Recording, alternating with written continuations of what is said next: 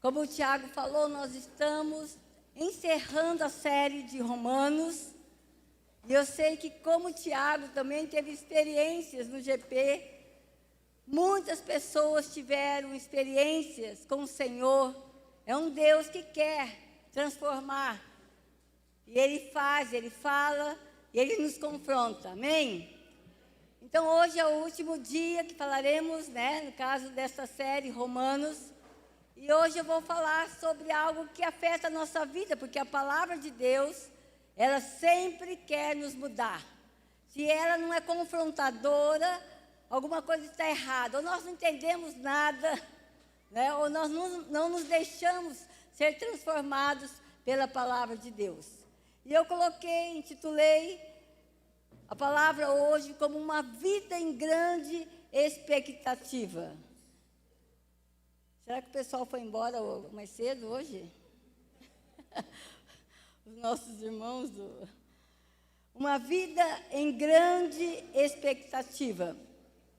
E quando eu estava lendo, nós vamos ministrar sobre Romanos 8, eu me lembrei de um texto da palavra de Deus que fala que se nossa vida se limita a este mundo, nós somos miseráveis. E os miseráveis falam, cantam, pensam que ele pode viver a vida como ele bem entende. E há outro texto, o próprio apóstolo fala que aqueles que são miseráveis, eles dizem, comamos e bebamos, porque amanhã morreremos. Não há expectativa nenhuma em relação ao dia de amanhã. Mas eu acredito que nós, cristãos, não somos esses miseráveis. Mas nós podemos ser medíocres. E os medíocres ainda cantam uma música gospel, que diz, deixa a vida me levar, leva a vida eu, uma coisa assim. É uma música que alguns cantam por aí, se não cantam, vivem. Sabe, irmãos, eu terminei de ler um livro, eu recomendo, o livro do pastor Fortick, da Elevation, e é um livro que fala muito sobre a nossa vida. Eu acredito que ainda tem na livraria, Coisas Maiores. É um livro realmente que vale a pena ler. E ele mexeu muito comigo. E é interessante que uma das frases que ele fala é que a maioria dos cristãos não correm grande perigo de ter uma vida terrível, de destruir suas vidas. Nós já fomos libertos, mas nós corremos o grande risco de desperdiçar as nossas vidas. Eu também estou lendo outro livro do Leonard Ravenhill, e logo de cara ele me confrontou. O livro se chama Quando o Avivamento Tarda. E ele vai... ele sabe aqui como que é a história? Não, é porque tarda o avivamento. Esse é outro. Tá, é esse daí, tá? Eu estou lendo o livro e ele fala algo muito sério. Porque nós temos orado por avivamento. A igreja no mundo tem clamado por avivamento. E ele fala que a principal, segundo ele, razão porque não experimentamos um avivamento é porque estamos satisfeitos sem ele. Nós nos contentamos com medíocre, com pouca coisa. Isso é muito sério. É muito triste quando nós olhamos para países que viveram avivamentos e hoje não acontece nada. E nós temos aqui uma cultura alemã. Se você não é diretamente ligado ou afim dessa cultura, mas você tem de alguma forma essa influência. Mas, irmãos, a Alemanha, ela passou por um grande avivamento. Ela é o berço da reforma de tudo aquilo que nós cremos como cristãos. E hoje, se você pergunta para uma pessoa que mora na Alemanha, quer que seja ela alemã ou não, mas essa pessoa vai falar que crê em Deus. Só que ela não precisa de Deus para a vida dela. Então, ela é contada entre esses. Isso é muito sério. Mas eu creio que nós que estamos aqui, nós vivemos em grande expectativa, amém? Nós estamos em expectativa daquilo que Deus faz e fará nas nossas vidas. No texto de João 6, é uma experiência muito parecida com aquela que nós temos vivido nesses anos agora de pandemia, talvez, mas a igreja sofre com isso. Jesus já estava no segundo ano do seu ministério e ele tinha centenas de discípulos que seguiam Jesus. Jesus já havia transformado a água em vinho. Jesus já havia andado sobre o mar da Galileia. Jesus já havia curado pessoas. Jesus já havia feito coisa arada. E quando Jesus começa a falar das dificuldades, das aflições, de tudo aquilo que aqueles discípulos passariam, o texto fala que aqueles discípulos abandonaram Jesus. E Jesus olha para aqueles que são mais próximos dele e pergunta a eles: e vocês não vão me abandonar? E o Pedrão, ele fala aquilo que eu creio que é a nossa fala, e deve ser a nossa fala. Senhor, para quem iremos, se só o Senhor tem as palavras de vida eterna? Pedro, ele sabia que não havia outra alternativa a não ser estar com o Senhor. Ele havia abandonado todas as coisas, a vida antiga. Ele havia experimentado a graça da presença de Deus com ele. Então não havia outra alternativa. Mas muitas vezes nós não entendemos muitas coisas. E eu quero falar sobre o sofrimento atual e a glória futura, conforme Romanos 8. Sabe, o apóstolo Paulo fala, o sofrimento atual é como dores de parto. E eu estava me lembrando, eu não vou falar sobre os meus partos, né? Tive 3 filhos de parto natural, muito natural. Mas eu me lembro, os médicos nem chegavam a tempo, caía. Eu profetizo sobre a vida da Jaque. Amém? Ei, glória! E é interessante que, quando a minha nora, a Larissa, foi ter o Joshua, o primeiro filho dela, e ela também é bem miudinha, porque o Felipe, meu último filho, nasceu com 4,100, olha o meu tamanho. E o Joshua nasceu com 4,300 gramas, ou coisa assim. A Larissa estava enorme. E ela foi ter o Joshua no hospital Darcy Vargas, há 11 anos atrás. E lá, a política era que fosse parto natural. E se não quisesse, teria que ser natural. E eu me lembro que o Felipe, né, o Lipão, meu filho, ligou para mim: mamãe, eu preciso que você fique com a Larissa, porque a Celia, a mãe dela, não queria ficar com ela. E você vem para o hospital, porque eu não posso ficar. Porque não seria quarto particular, né, e tudo mais. E eles não permitiam que ele ficasse, e eu fui lá.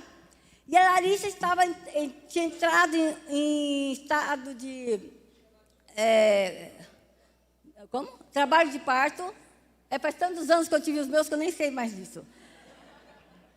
A Larissa entrou em trabalho de parto e a coisa começou a apertar.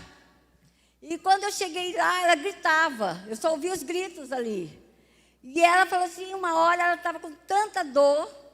E as enfermeiras falavam, olha, mas não é hora de nascer. E ela gritava, entrou, surtou. E chegou uma hora, ela falou assim para as enfermeiras, eu vou embora, não quero ter mais meu filho. Mas como Pedro, ela tinha entrado já nesse caminho. Não tinha mais volta. E eu me lembro que eu só ouvi ali e finalmente o Joshua nasceu. E foi todo aquele, né, como você sabe, passou um tempo, algumas horas, e eu estava no quarto esperando a Larissa. Era bem noite, quando a enfermeira vem com a maca empurrando ali, a Larissa deitada, com o Joshua aqui, perto. E a Larissa ainda estava com aquele olhar de dor, o rosto sério. E a enfermeira deixou ali, e eu me aproximei da Larissa, e a Larissa me chamou bem pertinho, e ela falou assim, Nana, eu sei que você sempre fala a verdade. O Joshua não parece o Power Rangers? Aí eu olhei assim, eu não sabia que era esse cara, Power Rangers, né? Eu não assistia filme japonês naqueles dias. Só, irmãos, que ela levantou a cobertinha do Joshua. Era a cara do Power Rangers. A cabeça funilada. Só que, irmãos, eu vi a glória futura. E eu profetizei sobre o Joshua. Não, ele é lindo, ele é maravilhoso. Eu não estava mentindo, eu estava profetizando. E naquele instante eu lembro muito bem que a Larissa, ela sorriu para mim e ela descansou com a glória futura. Paulo, ele faz essa comparação, eu quero ler o texto com você, vou ler na NVT, do versículo 18 ao versículo 29. Considero que nosso sofrimento de agora não é nada comparado com a glória que Ele nos revelará mais tarde. Pois toda a criação aguarda com grande expectativa o dia em que os filhos de Deus serão revelados. Toda a criação, não por vontade própria, foi submetida por Deus a uma existência fútil, na esperança de que com os filhos de Deus a criação seja gloriosamente liberta da decadência que a escraviza.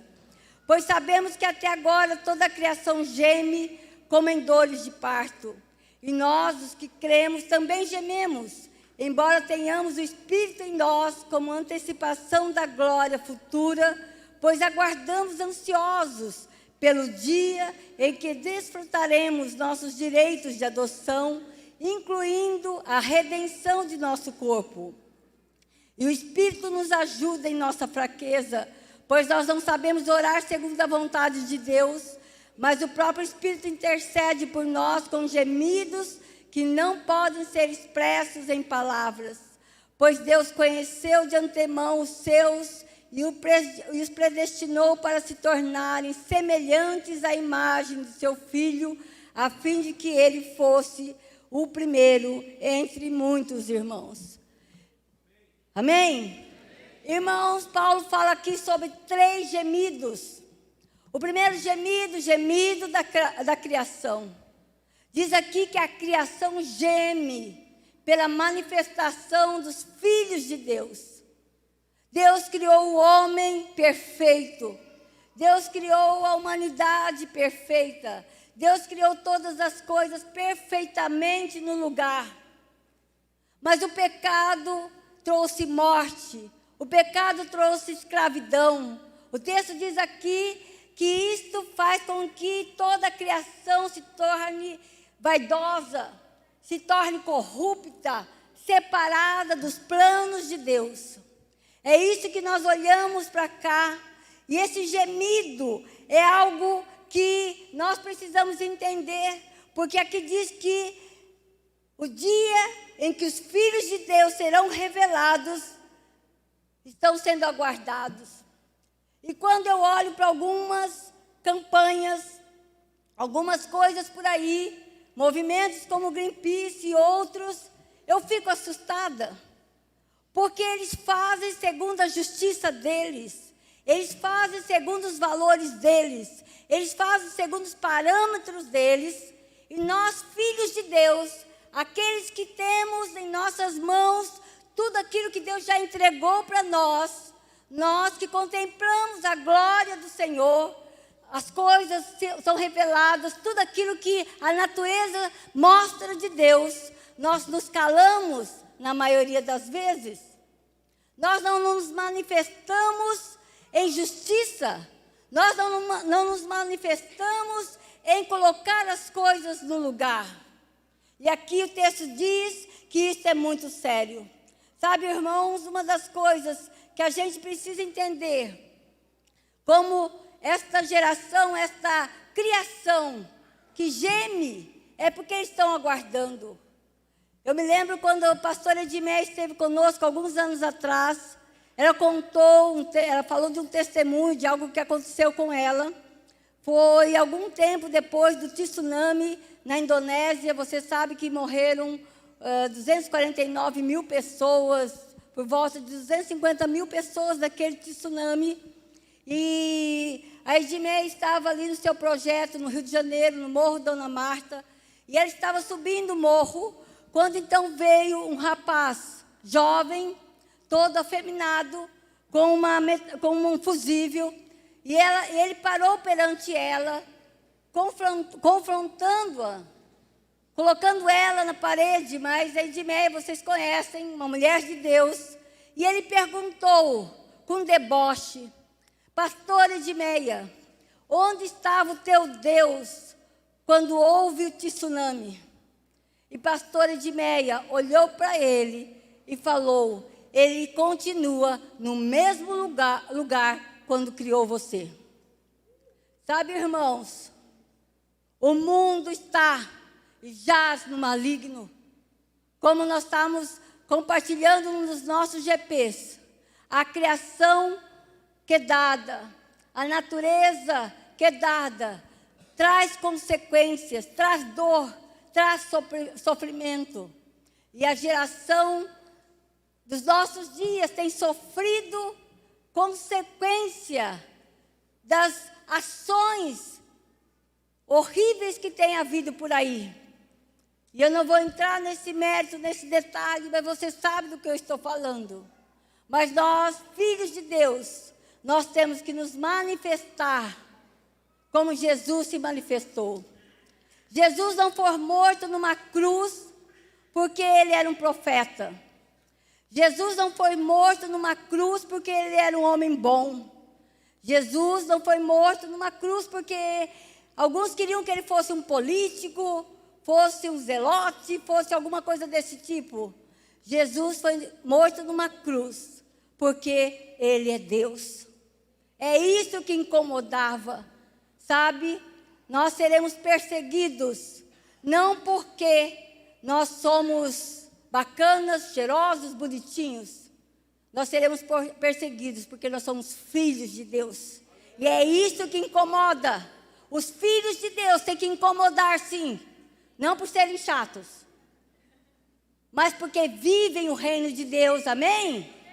E essa criação geme. Mas o segundo gemido é daqueles que creem.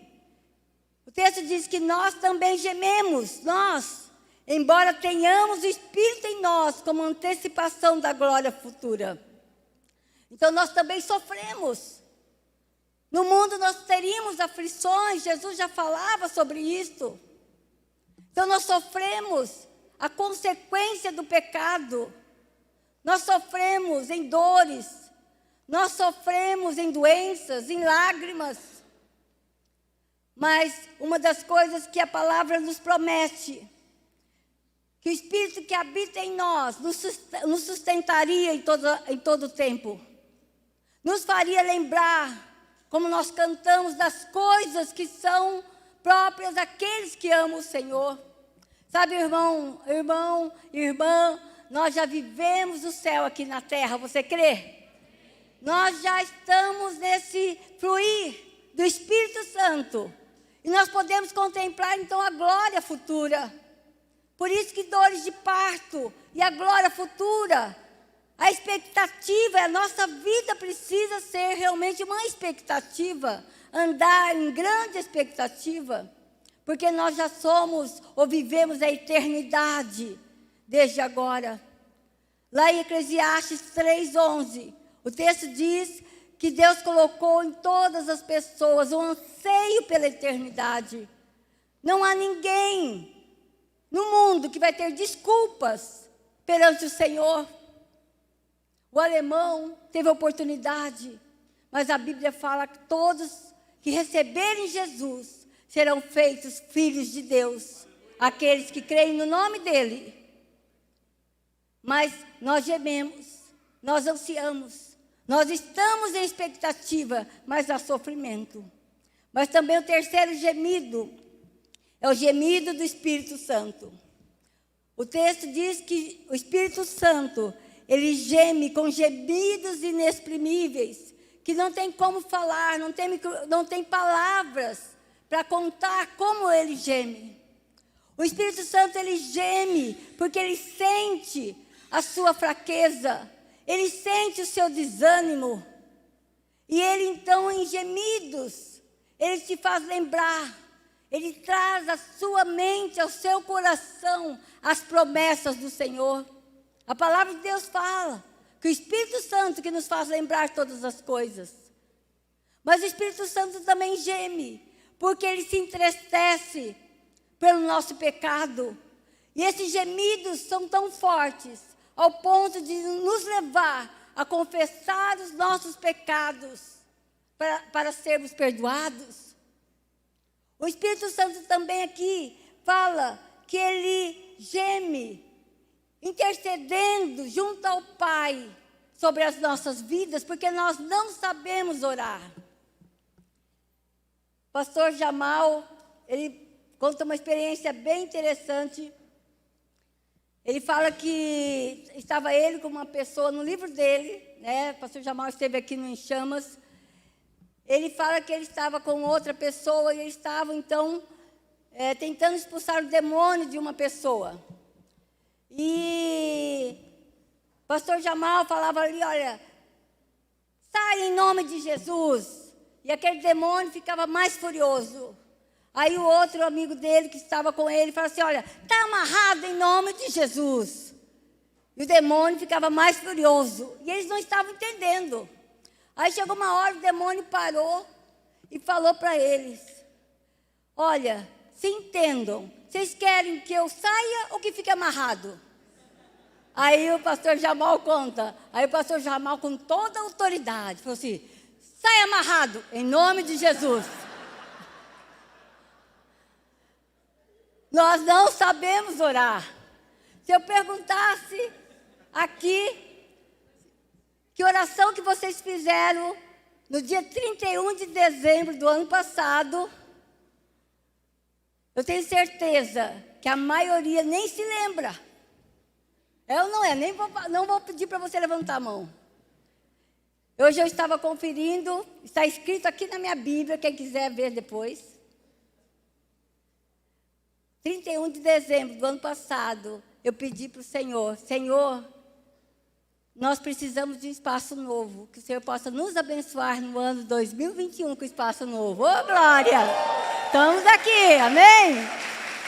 Mas nós precisamos depender do Espírito Santo, porque nós não sabemos orar. Nós esquecemos, nós negligenciamos, mas o Espírito Santo, ele geme. E por isso que tantas orações são respondidas, às vezes nós nem sabemos quais orações. Quantas vezes nós somos libertos, livrados, porque o Espírito Santo está intercedendo, amém? Mas eu queria falar sobre essa expectativa, esses gemidos que produzem uma grande expectativa, conforme o texto que nós lemos. Porque é uma glória a ser revelada, amém, irmãos? O texto diz que nosso sofrimento de agora não é nada comparado com a glória que Ele nos revelará mais tarde. Estava me lembrando, nos evangelhos fala sobre o monte da transfiguração. Jesus, ele pega, chama Pedro, Tiago e João, que são os mais próximos, e os leva para o monte. E lá Jesus, ele tem uma experiência, uma visão, alguns textos falam que é uma visão, quando então aparece Moisés, Elias, e conversam com Jesus, preparando para aquilo que viria logo em seguida, pouco tempo depois, que é a morte na cruz de Jesus. E o Pai vem e fala então com aqueles que estão ali. Mas o texto diz que Pedro, Tiago e João, diante da glória, diante de tudo aquilo que estava acontecendo, diante de Jesus, eles estão adormecidos. E eu fiquei pensando, neste contexto, irmãos, quantas vezes a glória do Senhor é revelada, é mostrada, e nós estamos adormecidos. Quantas vezes, eu sei que há pessoas aqui que têm visão aberta. Quantas vezes alguns de vocês vieram até nós e falaram, olha, eu vi Jesus aqui passeando entre nós. Esses dias até o Cezinho estava emocionado, falou assim, pastora, eu não tenho visão aberta, mas eu sei que Ele está aqui. Sabe, irmãos, nós sabemos que Ele está aqui, amém? Mas nós precisamos estar acordados para ver a glória do Senhor.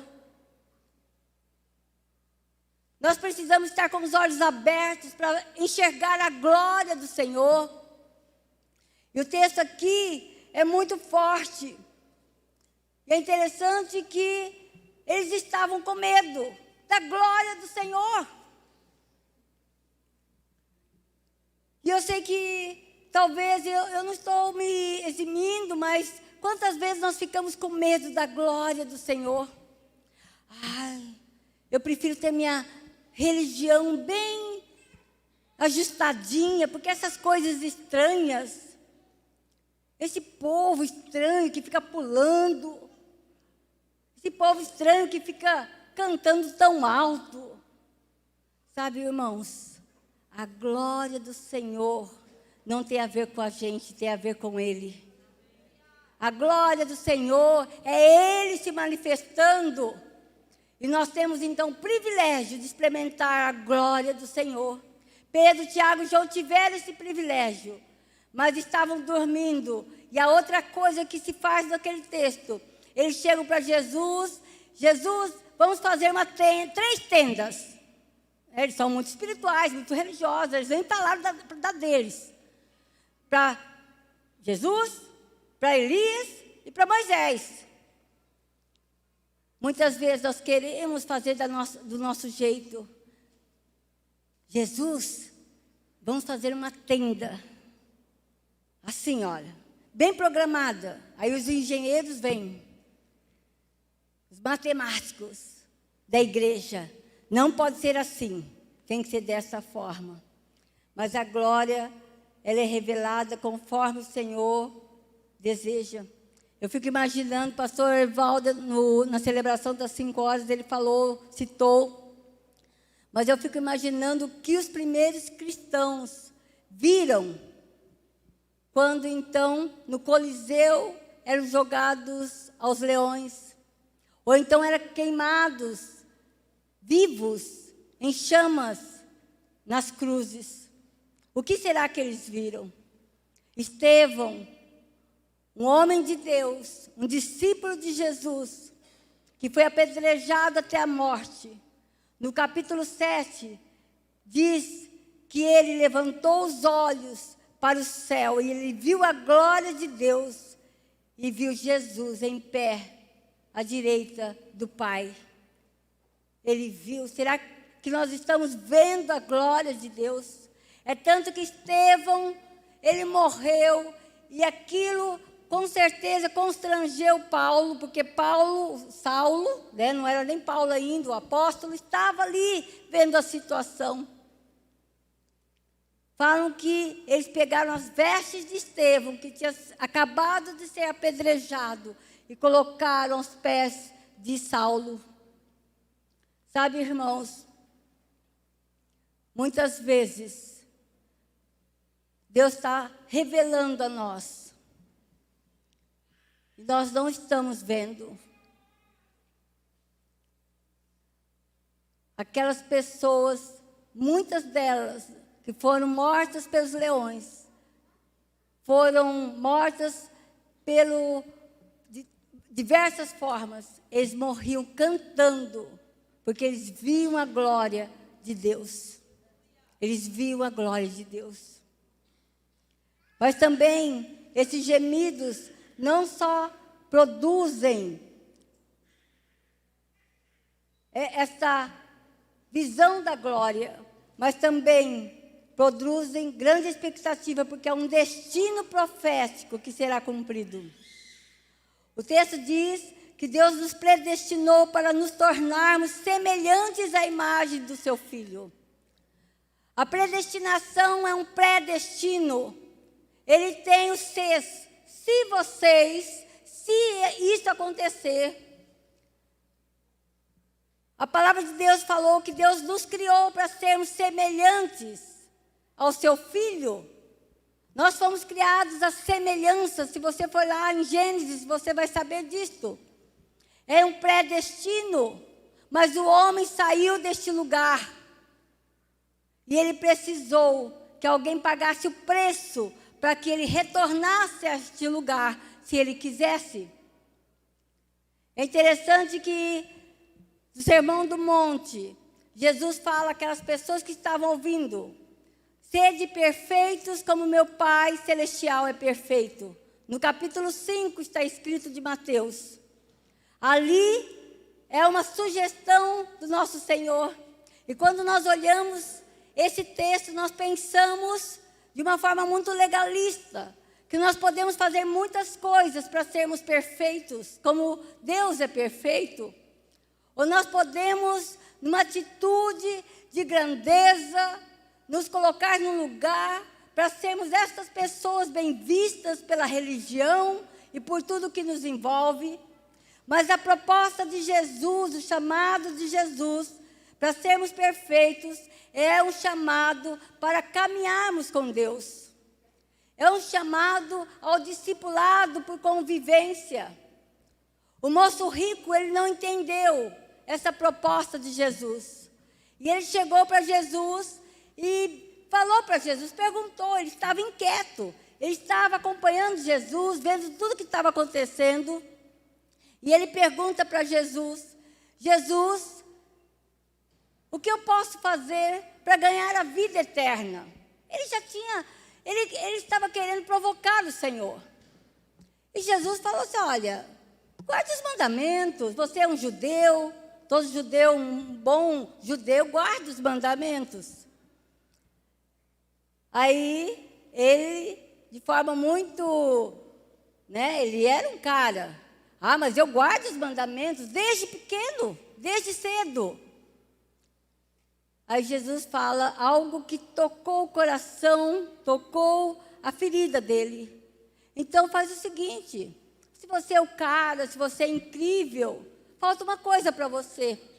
Vende tudo que você tem, dê aos pobres e vem me seguir. E o texto diz que aquele rapaz, ele saiu daquele lugar muito triste.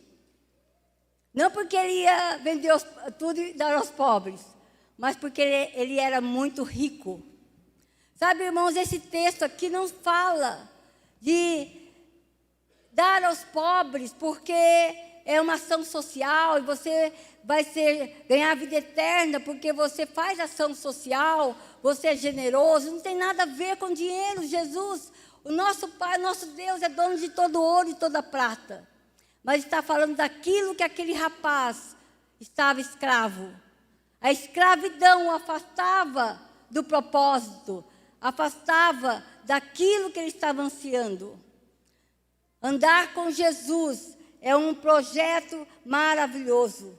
É interessante que o próprio Forte, que ele fala que o custo de seguir Jesus é grande, mas o custo de não segui-lo é ainda maior. E nós temos que proclamar às pessoas essa verdade. Mas também esses gemidos produzem grande expectativa, porque há um direito a ser usufruído.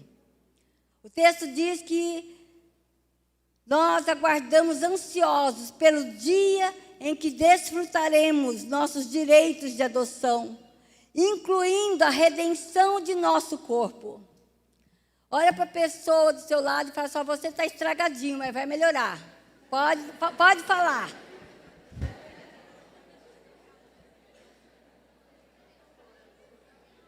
Vai ficar bonitinho quando estiver no céu.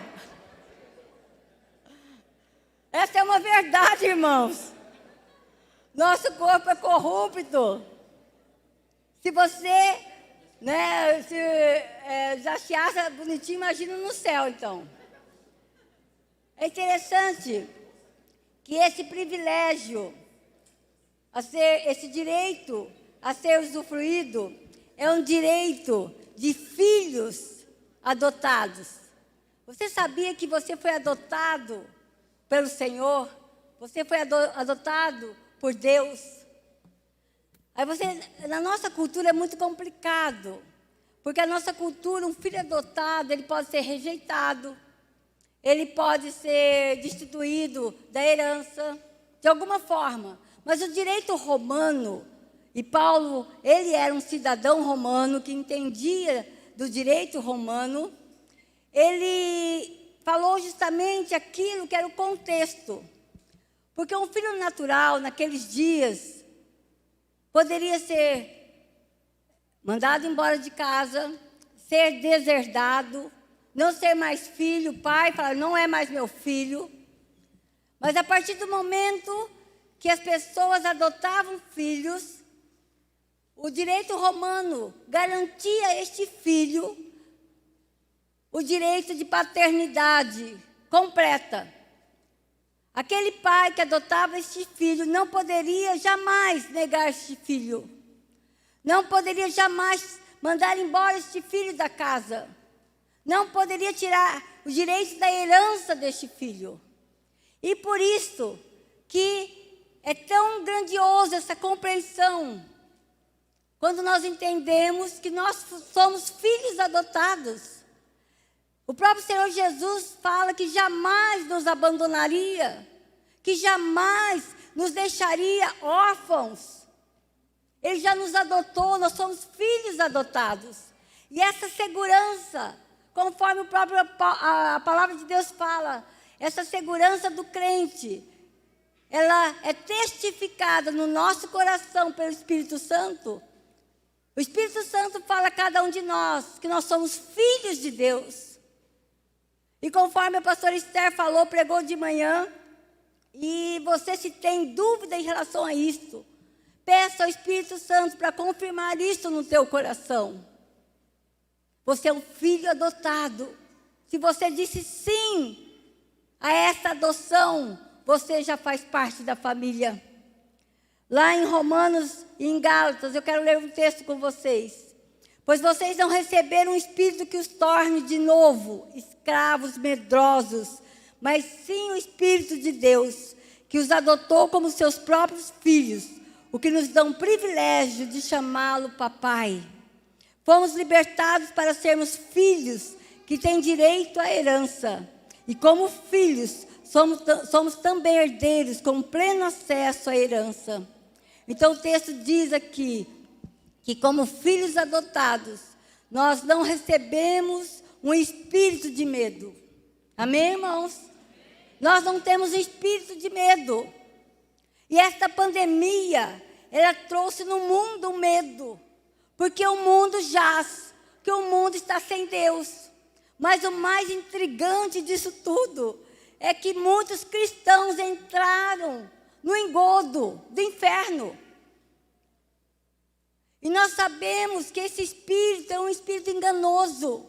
É um espírito que quer trazer dúvidas ao coração, trazer engano, trazer palavras terríveis. E isso faz com que então nós nos acuemos, nós nos escondamos. Mas nós não temos mais, conforme a palavra e a promessa de Deus, nós não temos mais esse espírito de escravidão. Nós somos um povo livre, um povo de Deus, que tem a garantia do céu e do reino, amém? A palavra nos fala, e se nós neste tempo tão difícil, não nos levantarmos, quem vai se levantar? O ímpio? Aquele que fica nos bares bebendo, aquele que vai pular carnaval. Sabe, irmãos, eu fico incomodada assim com muitas coisas. Eu quero dar uma notícia para você, muito triste.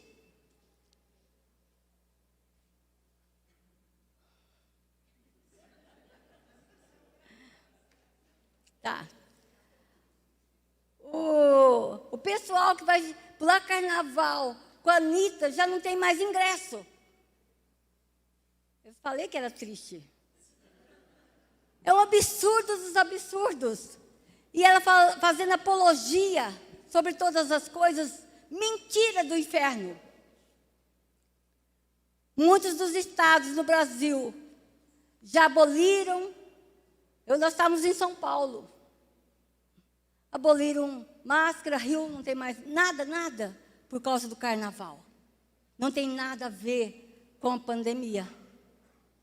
E muitas vezes, nós nas nossas igrejas ficamos tímidos, com medo. Em nome de Jesus, nós somos o povo que, em alta voz, pode falar: o Senhor vai à frente da gente, amém? É esse o nosso Deus. Eu estava vendo um testemunho, eu quero contar, mas como eu perdi, eu não sei se foi o pessoal dos supervisores que mandou no WhatsApp, eu não achei, mas a pastora, a missionária Red Baker, né?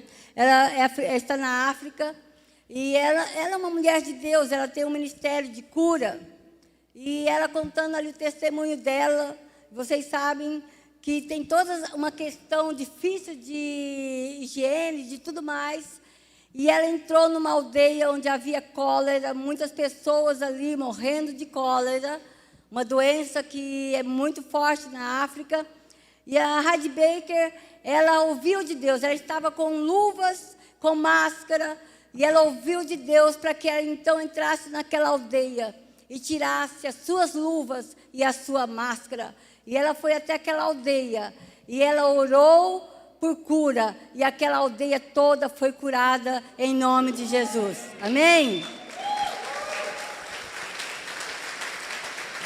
Sabe, irmãos, o meu Senhor, Jesus, Ele entrava nos leprosários sem luva e sem máscara. E eu não estou falando, usa sua máscara, amém? Sabe, se você não tomou ainda a vacina, precisa mesmo usar máscara. Eu tomei. Mas não tem nada a ver com a máscara, tem a ver com o nosso Senhor. Sabe, eu não aceito essa intimidação do inferno sobre o povo de Deus. Em nome de Jesus. Então nós não recebemos esse espírito de medo, mas também nós recebemos o direito da intimidade de estar na casa. Olha que coisa incrível. Privilégio de chamá-lo, o Senhor do universo. Nós temos essa liberdade de chamá-lo de papai. Jesus, quando ele estava orando, ele chamava o pai dele de Abba, papai, papai. Essa liberdade constrangeu os discípulos. Não sei se você sabe, mas os judeus até hoje, eles oram 3 vezes ao dia, eles param. Mas como os muçulmanos são mais crentes, eles oram 5. Mas os judeus oram 3 vezes ao dia. E eles faziam essas orações. Mas eles perceberam que Jesus chamava o Deus do universo, o grande Senhor, de papai. E eles falaram para Jesus: Jesus, nos ensine a orar. E Jesus então começou a ensiná-los a orar. Pai nosso que estás nos céus, santificado seja o seu nome. Sabe, irmãos, essa oração que a maioria no mundo faz, Jesus ensinou. A intimidade, uma oração nova, uma oração que todos nós podemos fazer todos os dias, em liberdade, porque o nosso Senhor é o Deus que nos dá essa liberdade de chegarmos até Ele, porque nós somos filhos adotados.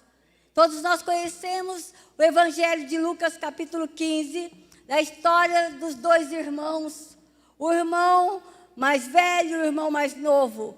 O irmão mais novo, ele sai de casa e ele pede a herança para o pai antes do tempo, porque naqueles dias era cultural que só quando o pai estava mais avançado em idade, que ele dava a herança para os filhos, distribuía a herança, não precisava ter morrido, mas aquele moço, ele pede a herança do pai e ele vai embora. Ele vai embora de casa, e o texto diz que ele cai em desgraça, ele gasta toda a herança do pai. E ele volta para casa. E quando o pai vê aquele filho, o pai vai de encontro ao filho, ele sai da casa, vai para o portão, e o filho chega, e ele abraça aquele filho arrependido. E ele coloca 3 elementos, que é garantia para nós, filhos adotados, filhos de Deus. Primeiro, ele coloca o anel, devolvendo, restituindo àquele rapaz uma aliança, algo que era o compromisso do pai em relação àquele filho. Também ele coloca o manto, uma roupa nova, uma veste nova naquele filho que estava cheirando a bolotas de porcos, cheirando a miséria, a sujeira. Ele coloca uma veste nova naquele rapaz. E ele também coloca sandálias, devolvendo àquele filho a identidade de filho. Sabe, o direito de estar na casa do pai. Mas é interessante que não só o direito de ser adotado, o direito de estar na casa, mas também o direito da herança. Longe da casa do pai, nós desperdiçamos a nossa herança. Não há como usufruir aquilo que Deus tem nos dado, longe da casa do pai. Hoje nós vemos tantas pessoas desigrejadas, tantas pessoas que passaram pela casa do pai, hoje estão longe, estão entristecidos, estão amargurados, estão definhando na sua vida, não só espiritual, mas emocional, até física. Sabe, irmãos, são momentos difíceis. No Brasil, a estatística é horrorosa. A mesma medida de pessoas cristãs é a mesma medida de pessoas que deixaram as igrejas e que estão ainda pior, se associando a coisas que não têm nada a ver com o reino de Deus, porque estão amargurados, porque desperdiçaram aquilo que eles tinham recebido na casa do pai. E é interessante que esse direito à herança é colocado para o filho mais novo, que quis receber antes. É o filho mimado, que gastou de forma errada.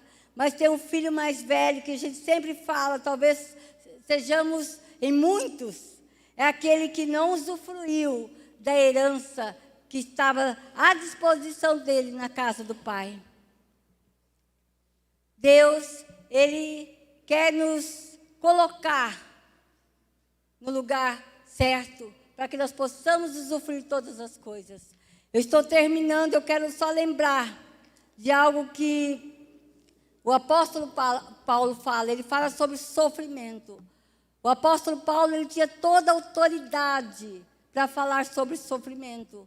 Lá em 2 Coríntios, capítulo 11, ele vai falar de uma lista de sofrimento pela qual ele passou. Ele diz que ele foi preso muitas vezes, que por 5 vezes ele foi açoitado, até 39 açoites. E lá em Roma era consenso do romano, que a 40ª vez que uma pessoa recebia o açoite, ela poderia entrar em óbito. Então, significando que ele, por 5 vezes, ele quase entrou em óbito. Paulo também fala que por 3 vezes ele foi espancado. Por mais 3 vezes ele sofreu naufrágio. Paulo também, ele fala que ele sofreu perseguição por parte dos judeus, sofreu perseguição por parte dos gentios e até dos irmãos falsos. Ele vai falar que ele sofreu perseguição. Paulo sofreu fome, nudez, sofreu frio. Ele foi, de muitas formas, ele foi apedrejado e tido como morto. Paulo fala que ele trabalhou mais do que todos os apóstolos, porque ele não foi reconhecido como apóstolo. Paulo teve que ser uma pessoa que fazia tenda para poder levantar o seu recurso, porque a igreja daqueles dias não reconhecia Paulo, só o reconheceu a igreja da Macedônia, que começou a sustentá-lo, mas ele era uma pessoa incansável no seu trabalho. E Paulo fala que ele sofria todos os dias pelas igrejas que ele havia plantado, pela igreja de Cristo. Sabe, irmãos, ele tinha autoridade, mas Paulo, ele fala que a glória futura não é nada comparado a esses sofrimentos. E ele olhava para frente, ele não olhava pelas circunstâncias, não olhava para trás, mas ele faz o convite a cada um de nós a olharmos para frente, amém? E quando nós olhamos para a glória futura, para as coisas que Deus já está mostrando, nós podemos nos alegrar em dores de parto, sabendo que a criança vai nascer. E isso nos faz sorrir, mesmo em meio a dores. E sabemos que Deus faz todas as coisas cooperarem para o bem daqueles que o amam. Deus não permite sofrimento para nós, para cumprir um propósito. Mas em meio ao sofrimento, Ele revela a sua glória. Oh, coisa maravilhosa, nós podemos ver isso. E o convite de Deus para mim e para você nesta noite é que nós caminhemos com o Senhor, que nós o aguardemos com muita paciência, porque está chegando. Maranata, vem Jesus. Os dias estão passando e cada vez mais perto da volta dele, para então nós podermos com os nossos olhos naturais, contemplar todas as coisas que ele vai nos revelar, amém? Que o Senhor possa nos abençoar, que o Senhor possa nos sustentar. Sabe, irmãos, nós vamos ter um momento, nós estamos encerrando essa série, e eu tenho certeza que a palavra de Deus falou com você. E eu sei que muitos de nós têm passado por dores, porque são aflições, são situações difíceis, mas a palavra de Deus fala que nós podemos orar, e Deus vai responder a oração. A pastora Esther, no momento de louvor, e eu deixei para esse tempo agora, ela falou que Deus confidenciou a ela que Ele estava liberando uma cura para pessoas aqui com câncer. E também liberando uma cura para aqueles que são estéreis. Sabe, irmãos, Deus é aquele que cura, é aquele que faz. Eu vou chamar aqui os supervisores, os coordenadores, e nós vamos fazer aqui um corredor de oração. Aqui no palco para facilitar. E você vai poder passar nesse corredor, nós vamos orar por sua vida. E nós vamos estar encerrando esse culto, neste momento, orando por essas pessoas. Se você não quiser passar pelo corredor, quiser ficar aí intercedendo, se você quiser orar por alguém que você conhece, que você quer que seja curado, quer que seja liberto, quer que seja transformado, de alguma forma, você pode passar pelo corredor. E é um convite a você, nós vamos estar louvando o Senhor, adorando esse Senhor, enquanto nós vamos passar pelo corredor. Eu queria que você então levantasse do seu lugar, onde você está, e já estivesse aqui. Nós vamos fazer esse sentido. Você vai entrar ali, olha, e passa pelo corredor, e pode voltar para o seu lugar. Que o Senhor nos guarde, que o Senhor nos abençoe, que o Senhor faça resplandecer o seu rosto sobre cada um de nós, em nome de Jesus, amém? Então vamos ficar de pé, vamos adorando e vamos louvar o Senhor. Coordenadores também, se quiser participar aqui, pode vir aqui. Nós vamos estar orando por esse povo amado. Que haja cura, que haja mesmo derramado o Senhor sobre cada um de nós, em nome de Jesus. Seu nome é Jesus.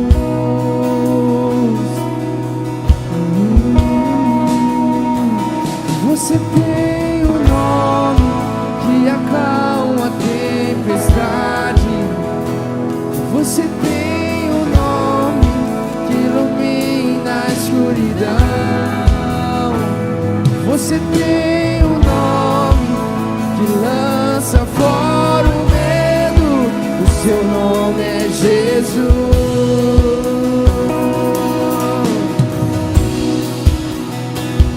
Você tem um nome que acalma a tempestade. Você tem um nome que ilumina a escuridão. Você tem um nome que lança fora o medo. O seu nome é Jesus.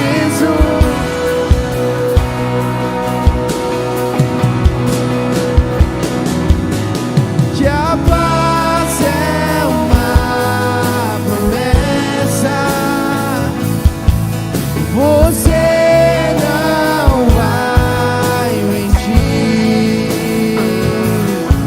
Seguro estou aqui. Me lembrarei.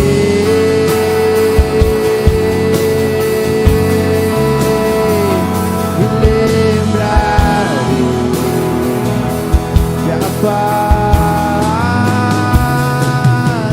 que a paz é uma promessa. Você não vai mentir. Seguro estou aqui. Me lembrarei.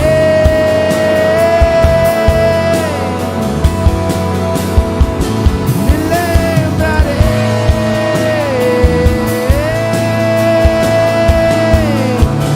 Me lembrarei.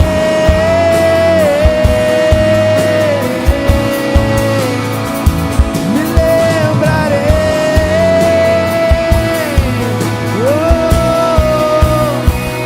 Você tem um nome que acalma a tempestade. Você tem um nome que ilumina a escuridão. Você tem um nome que lança fora o medo.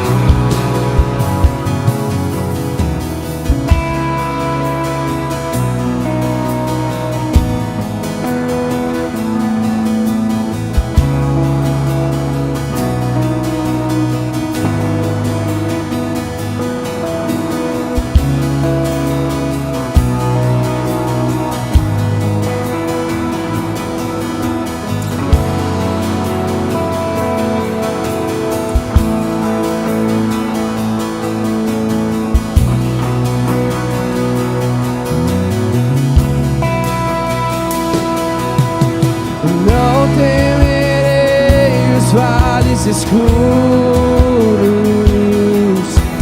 pois os meus olhos estão em ti.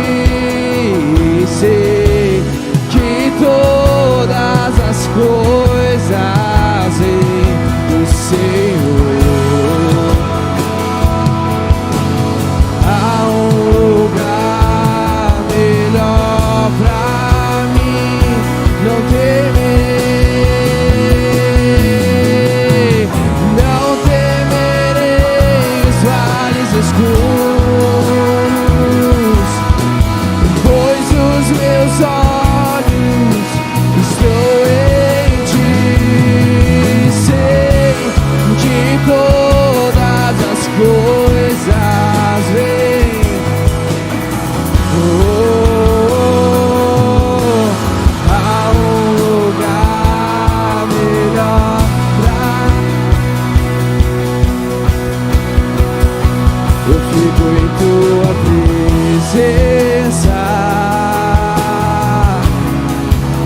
eu vejo o seu poder.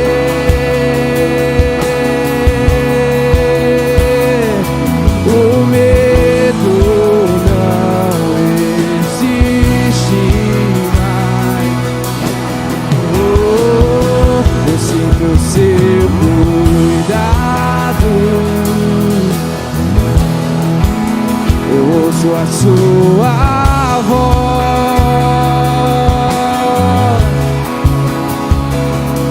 O medo não existe mais. Não temerei os vales escuros, pois os meus olhos estão em ti. Sei que todas as coisas vêm do Senhor. Há um lugar melhor pra mim. Eu fico em tua presença. Eu vejo o seu poder.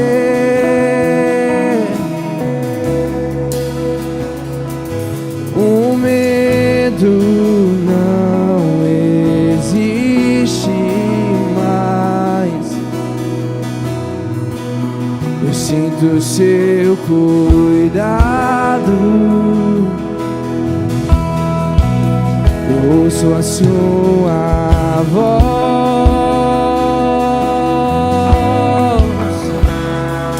O medo não existe mais.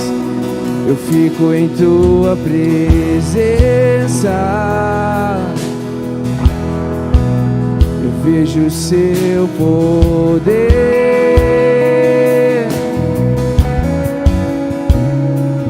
O medo não existe mais.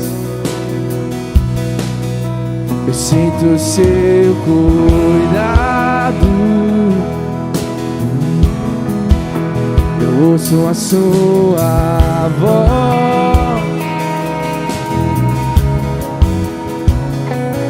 O medo não existe mais. Em águas tranquilas, campos verdes, eu descanso.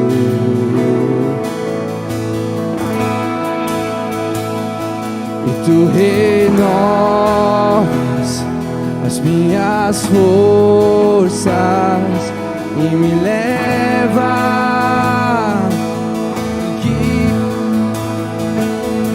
em águas tranquilas, campos verdes, eu descanso.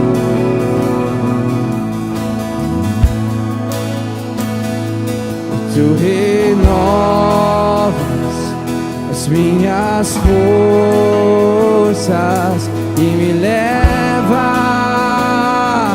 e me guia. Não temerei os vales escuros, pois os meus olhos estão em ti. Sei que todas as coisas vêm do Senhor. Há um lugar melhor pra mim. Não temerei os vales escuros,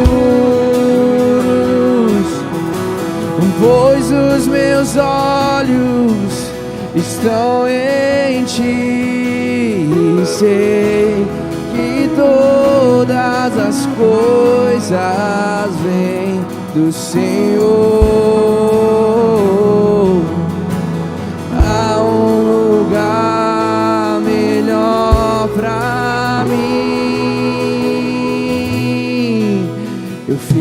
tua presença. Eu vejo o seu poder.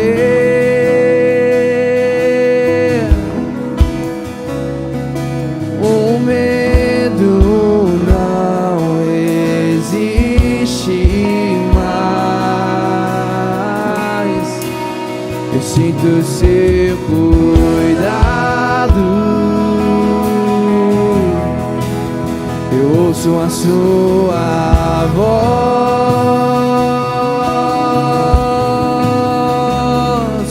O medo não existe mais.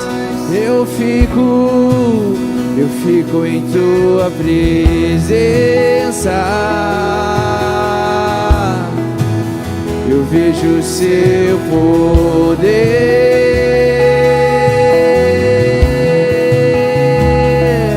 O medo não existe mais.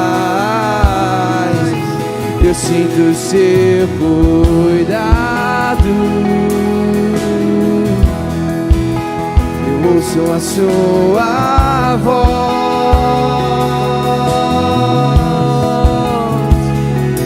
O medo não existe mais.